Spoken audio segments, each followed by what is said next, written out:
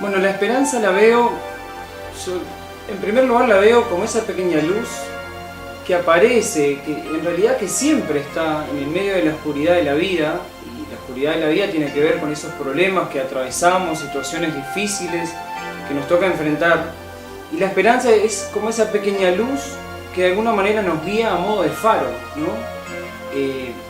Todos cuando atravesamos dificultades siempre tenemos el anhelo de salir. Pero también creo que la esperanza es la fuerza que tenemos como seres humanos para enfrentar primero los desafíos personales y después sobre todo los desafíos comunitarios, sociales, culturales, y por eso, como dice la frase, ¿no? La unión hace la fuerza. Creo que la esperanza unificada entre los seres humanos posibilita pensar en un más allá que no tiene por qué ser lejano, no tiene por qué ser el paraíso tan anhelado. Creo que la esperanza es poder vislumbrar un más allá posible hoy, un más acá me animaría a decir. Bueno, Latinoamérica es muy grande, ¿no? Yo tuve la oportunidad de conocer algunos países, pero sobre todo países muy complejos. En el año 2004 pude conocer El Salvador.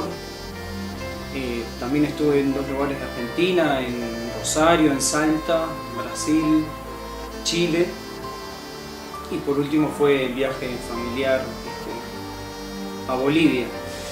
¿Qué me pasó en El Salvador? Fue la experiencia de conocer una pobreza que en todo el Uruguay no existía, ¿no? En cantidad de personas, de población sumergidas en la pobreza, y fue el primer contacto también con la teología de la liberación. Fue la primera vez con 24 años que yo escuché hablar de Monseñor Romero, de la teología de la liberación, cosas que en el momento no comprendí, que tuvieron que pasar 9 años para que yo dijera tenía sentido mi viaje. Y por ahí va una de las experiencias. La otra la viví muy fuerte también, el último viaje a Bolivia, que yo creo que después del 2013 yo no pude ser el mismo. Por un lado porque íbamos con la misión concreta de conocer comunidades guaraníes. Sabemos todos que en Uruguay ya no existen de alguna manera los indígenas, los pueblos originarios. Tenemos gente que afirma que hay descendientes, que todavía eso está en discusión. Yo apuesto a que sí, a que hay descendientes. Si vamos al norte del país, hay gente con características físicas que uno las encuentra a lo largo de Latinoamérica. Y en Bolivia lo que me pasó fue descubrir pueblos originarios que me hicieron o me ayudaron a encontrarme conmigo mismo, a encontrarme con mis raíces, y a la vez experimentar nuevamente una pobreza diferente, una pobreza que no era solo económica, material, sino sobre todo social y cultural.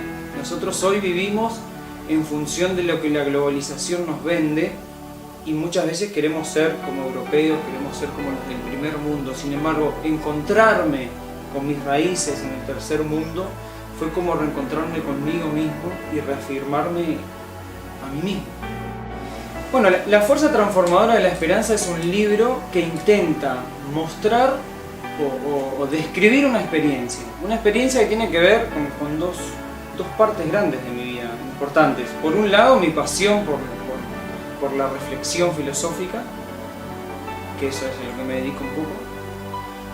Y por otro lado, la experiencia de fe, ¿no? Desde también la reflexión teológica, es poner por escrito algo que viví siempre, que por un lado lo vi en el ejemplo de mis padres, que siempre en las situaciones más difíciles de mi familia, siempre trabajando, siempre luchando, siempre haciéndonos mirar más allá de la situación actual, en la niñez viviendo situaciones de pobreza, de situaciones que eran complejas de salir adelante con mi familia, y hemos salido. También las situaciones más personales. Entonces, el libro apunta a mostrarle a la gente, creyente o no, cristiana o no, aquel que se considera incluso ateo, mostrarle que el ser humano tiene esa capacidad de encontrar esa esperanza en sí mismo, pero que tiene una existencia, nos ejerce una fuerza interior que nos revoluciona tanto, que nos hace salir de las situaciones difíciles, pero también es un intento de testimoniar la fe que tengo. Para mí escribir es todo, porque es remontarme en el tiempo y por un lado recordar la pasión por la escritura que comenzó en la escuela. Yo me acuerdo en la escuela tenía un grupo de intelectuales, por llamarlo de alguna manera, que nos juntábamos en medio de un bosque después de la escuela, éramos 4, 2 chicas y un varón más, Fernando, del nombre de él me acuerdo. Nos sentábamos y tratábamos de hacer un silencio y escuchar el ruido que había en el bosque y desde ahí escribir poemas. Siempre pensé que mi primer libro iba a ser de poemas. Y ahí empieza una pasión por escribir que luego por un tiempo de mi vida la dejé, al dejar de estudiar unos años, donde tenía que trabajar solamente, dejé un poco el estudio, pero cuando vuelvo a estudiar, vuelvo con la clara decisión de alguna forma sintetizar mi vida a través de la escritura. El Jesús de la liberación no puedo dejar de pensarlo desde mi experiencia personal, pero hay que tener en cuenta que la experiencia de uno personal con Jesús también es la experiencia con los demás. En estos viajes que he logrado hacer a otros países donde la experiencia de pobreza es muy grande, a mí me impresionó empezar a descubrir que aún en las situaciones más difíciles de pobreza, de injusticia, las personas seguían creyendo en Jesús, siguen creyendo en Jesús. Aún hoy uno va a lugares de Latinoamérica o a las afueras de Montevideo y encuentra personas que aún en su pobreza, en su falta de alimento, de casa, de lo mínimo para vivir, hay gente que mantiene su fe en Jesús. Eso a mí me hizo hacer como una evolución en mi experiencia como cristiano.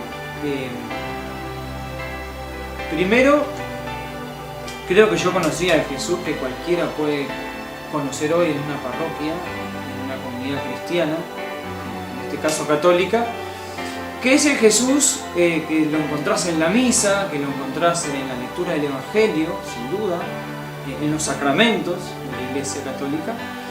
Pero Jesús de la liberación para mí fue descubrir la fe de las personas que aun cuando ponen su vida en peligro, o cuando su vida corre peligro, siguen manteniendo la fe.